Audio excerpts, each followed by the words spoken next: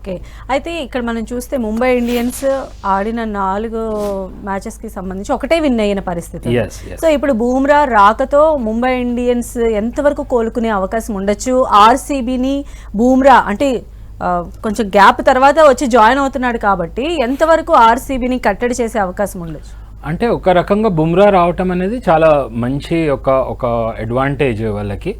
And of course like Trent Boult కూడా ఉన్నాడు. Like so ఇది వీళ్ళకి ఒక ముంబై ఇండియన్స్కి ఒక మంచి అడ్వాంటేజ్గా క్రియేట్ అవుతుంది ఇవాళ బౌలింగ్ డిపార్ట్మెంట్లో. బట్ స్టిల్ ద వే అంటే వాళ్ళకి లైక్ పడికల్ మినహాయించి అంటే పట్టిడార్ కూడా ద వే ఈవెన్ పట్టిడార్ కూడా ఆడే చూస్తే ఆర్సీబీకి like I think they are in a very comfort zone. అదే ఇవాళ పడికల్ కూడా మళ్ళీ ఫామ్లోకి రాగలితే I think RCB will be very destructive.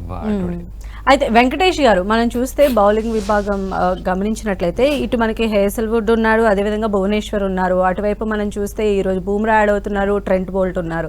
అంటే ఈ కాంబినేషన్ అంటే ఎవరు మీ ఫేవరెట్ కాంబినేషన్ అని అనుకుంటున్నారు? ఈ రోజు ఎవరి కాంబినేషన్ ప్రత్యర్థులకు చుక్కలు చూపించే అవకాశం ఉంటుంది అనుకుంటున్నారు? మెయిన్ గా అండి ముంబై చాలా స్ట్రాంగ్ గా అవుతుంది. ఎప్పుడైతే బుమ్రా యాడ్ అవుతాడో వాళ్ళ బౌలింగ్ చాలా చాలా స్ట్రాంగ్ అయ్యే అవకాశం ఉంది. ఎందుకంటే వాళ్ళకి పవర్ ప్లేలో మంచి బౌలింగ్ చేస్తే ట్రెంట్ బోల్ట్ ఉన్నాడు, దీపక్ చహర్ ఉన్నాడు. వాళ్ళిద్దరు కూడా న్యూ బాల్ తో, ముఖ్యంగా ముంబైలో మనకి ఎప్పుడు కూడా వాళ్ళకి ఆ న్యూ బాల్ తో మంచి రిజల్ట్స్ వస్తాయి. వాళ్ళకి ఇనీషియల్ గా కొంత హెల్ప్ ఉంటుంది. అండ్ తర్వాత మీకు బ్యాక్ ఎండ్ లో బుమ్రా మిడిల్ ఓవర్స్ లో కానీ డెత్ లో కానీ చాలా ఎఫెక్టివ్ గా ఉంటాడు. సో ఈ కాంబినేషన్ చాలా చాలా ఇంపార్టెంట్ గా అనిపిస్తుంది. రెండు టీమ్స్ కూడా చాలా స్ట్రాంగ్ బౌలింగ్ లైనప్స్ ఉన్నాయి. అలాగే మీకు ఒకవేళ ఫస్ట్ బౌలింగ్ కనుక ఆర్సీబీ చేస్తే అక్కడ మీకు హేజల్వుడ్ అండ్ భువనేశ్వర్ కుమార్ కూడా they will enjoy the conditions.